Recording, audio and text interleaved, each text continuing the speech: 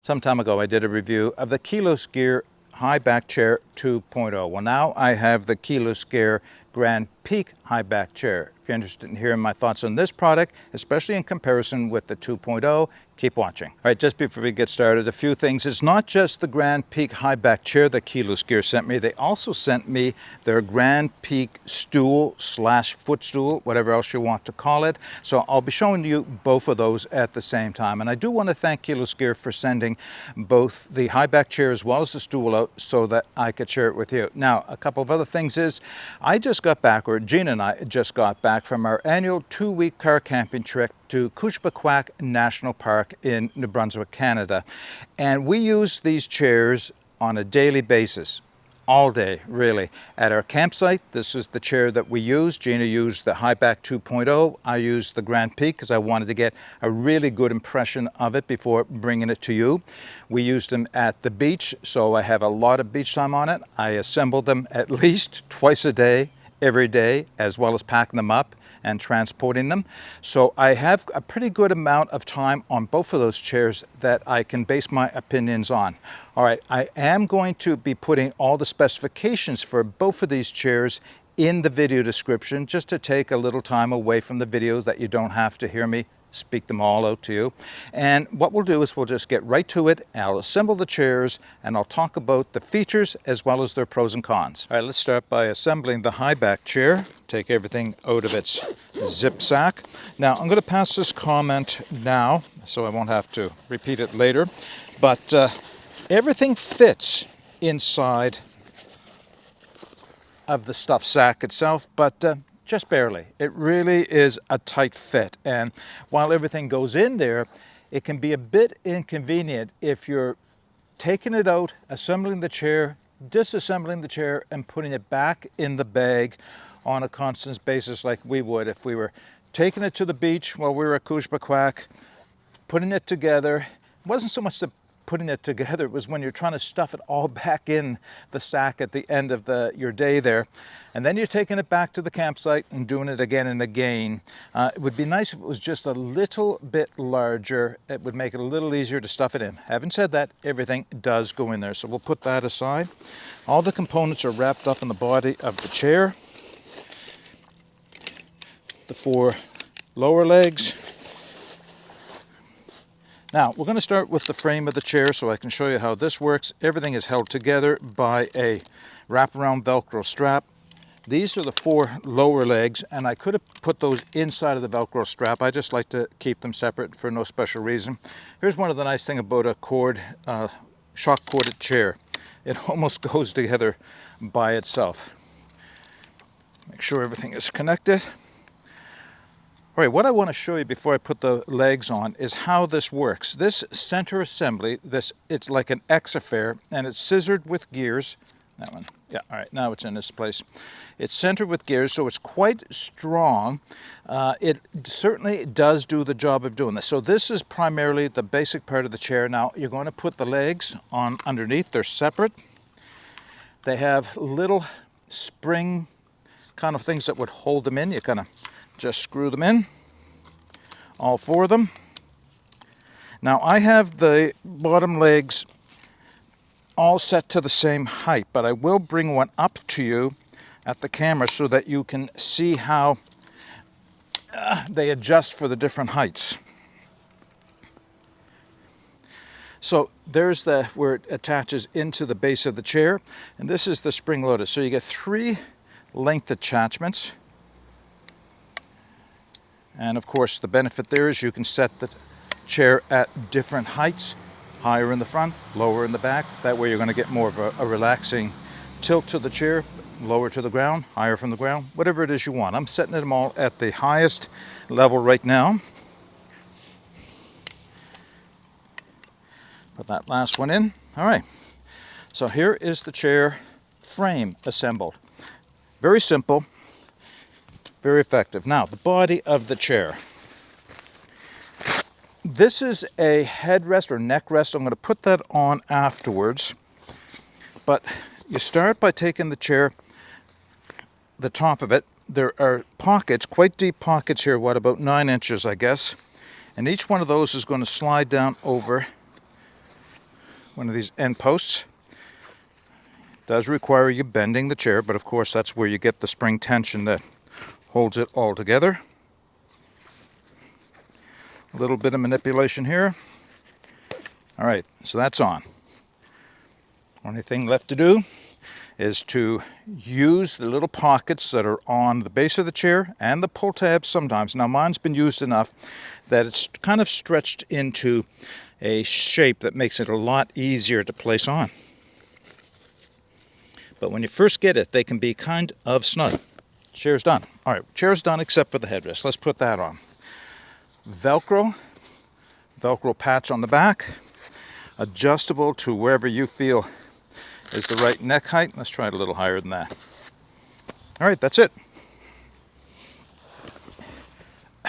Not bad at all. Not bad at all. I do like it to have it tilted back, but like I said, just for the assembly today, I decided to put it on level heights. Now, a few comments about the sitting in the chair. It is very comfortable when you first get in it and you sit in it for a while. Having said that though, the longer you sit in it, the less comfortable it is, strangely enough. And I think part of that is the fact that while it does hammock your lower back, it doesn't really provide a whole lot of lumbar support. So you do need to get up and move around once in a while or put a little something behind your back if that starts to bother you. The other thing is the way it hammocks in the front and on the sides, after a while, does seem to put pressure on the bottoms of your legs. Now there is a cure to that, which of course is the stool, and I'll show you that in a moment. And yeah, so that's basically it. Now, the armrests on this chair are different from the armrests on the Highback 2.0 in that they're integrated right into the chair itself. Now, let's see if I can show you this a little bit better. They're like wings. They have a little bit of padding on either side. And when you sit in the chair, it pushes those wings out to the side so that this is where you lay your arms.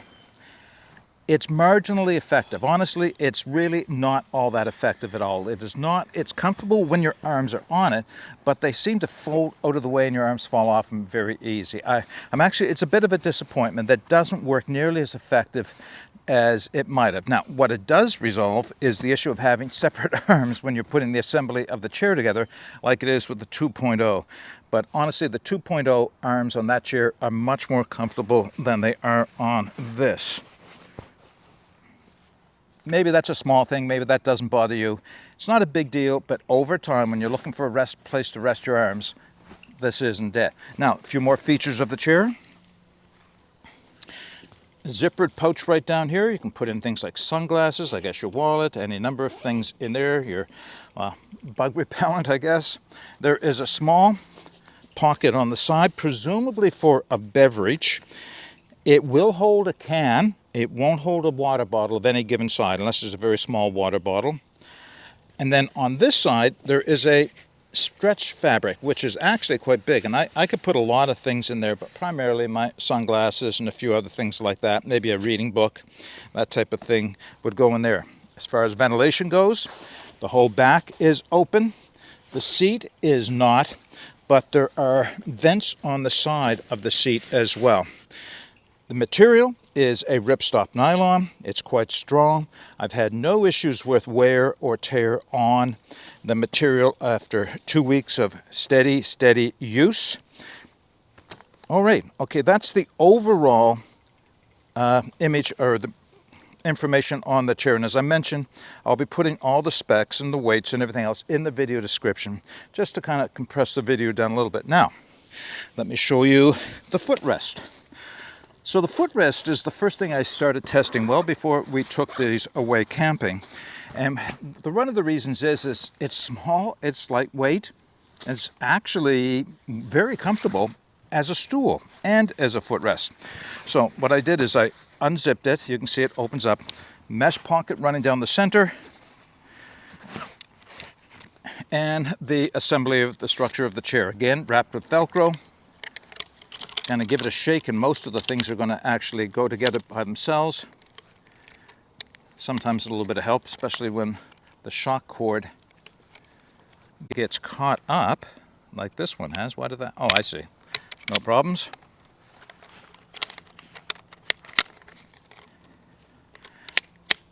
Sometimes it just needs a little encouragement going together.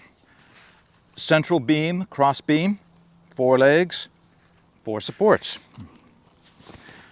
All 4 corners of the stool have the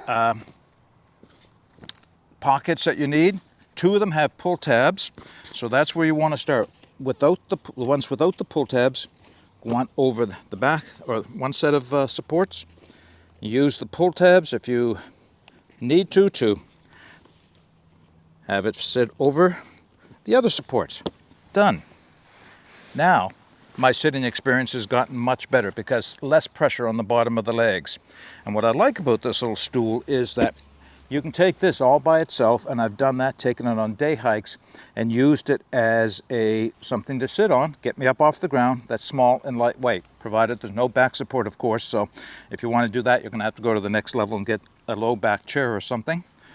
All right, let me bring in the high back 2.0 and we'll do a comparison. So I have the older high back 2.0 chair sitting right next to the GrandPeak chair, just so you can get some comparisons in terms of size, and I can do a few comparisons in terms of features. And as I mentioned, I'm not going through the assembly or any of the other specifications for the high back 2.0, but I will put a link to my video review of this chair in the video description, as well as at the end of this video if you want to take another look at it. So overall, the 2 chairs have very similar heights, we'll say. Yes, the GrandPeak is a little taller in the neck area, but not by a whole lot. And they have about the same height off of the ground. Mind you, again, the GrandPeak can be tilted back to get more of a recline, if you will. You can't do that with the 2.0, but they're both the same width, same height off of the ground, everything else. Now, here's my experience sitting in the 2.0. Let me sit down and I'll share that with you. So the 2.0 does have drink holders in each of the arms. Take that for what it's worth. And there is one other pocket. Oh yeah, a little side pocket here, so you can put in sunglasses, whatever you want.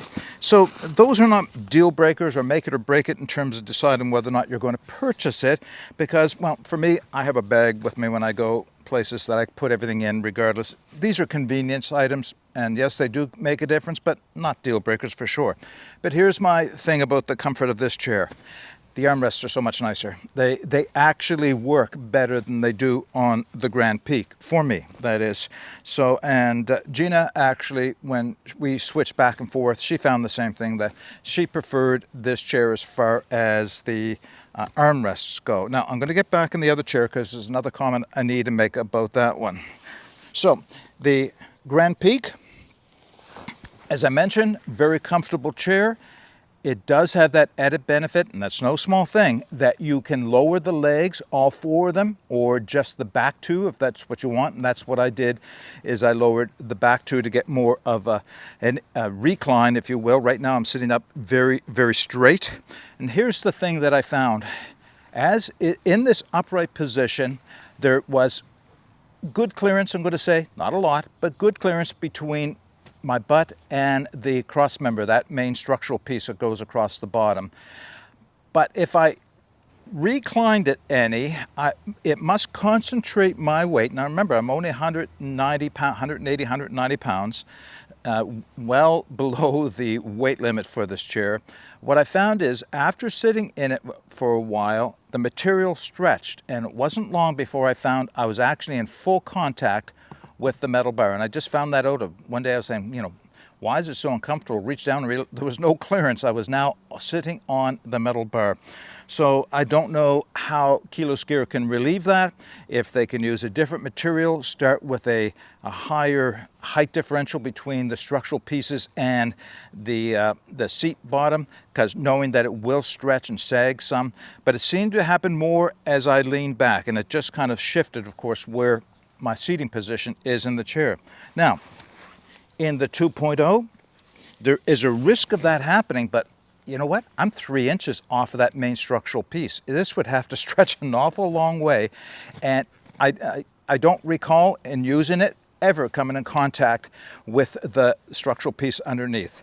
This one, it was a daily occurrence. After maybe 20 minutes of sitting in it, I was starting to slide right down to that structural piece. So yeah, overall, I'm going to say that this chair has comfort in seating position over a longer period of time, but the GrandPeak has that added advantage of being able to recline it, and that's no small thing. It actually does make it more comfortable for a lot of sitting in, as long as you don't come in contact with the bottom pieces. All right, those are my thoughts on this. Let's wrap the video up. All right, a few closing thoughts for the GrandPeak high back chair from Keyless Gear, especially in comparison with their high back 2.0 chair. Really, it comes down to your preference, what features of the chair that you find most important for you, whether it's the higher back of this, and again, not by much as you can see, or the ability to lower the chair in the back, or all four legs for that matter, or if it's the armrests that are available to you in this chair. For me personally, I prefer the older chair. I just like the way it sits. I do miss the fact that you can lean this chair, you can't lean this chair back the same way you can lean this chair back. Having said that though, one of the things that I found in using this at Kouchibakwak National Park is that, like all chairs of this style, unless they have some means of suspending them off of the sand, the legs are going to sink. So I could just sink the legs back on this one, or I could sink the legs back on this one. Even though this has slightly better feet on it, great for soft ground, it still sank into the sand. So I could still get a recline, if you will, using this chair in the sand. Back at our campsite, maybe not so much. So again, it's a little bit of what is it you want in your chair. So what I'll do, of course, is I'll be putting the links for both of these chairs in the video description, as well as the specifications for both of these chairs if you're interested in taking another look at it. If you have any comments or questions for the high back GrandPeak or the high back 2.0, please put those in the comment section below. But until next time, get out and explore and take that path less traveled, because it will make all the difference. Bye for now.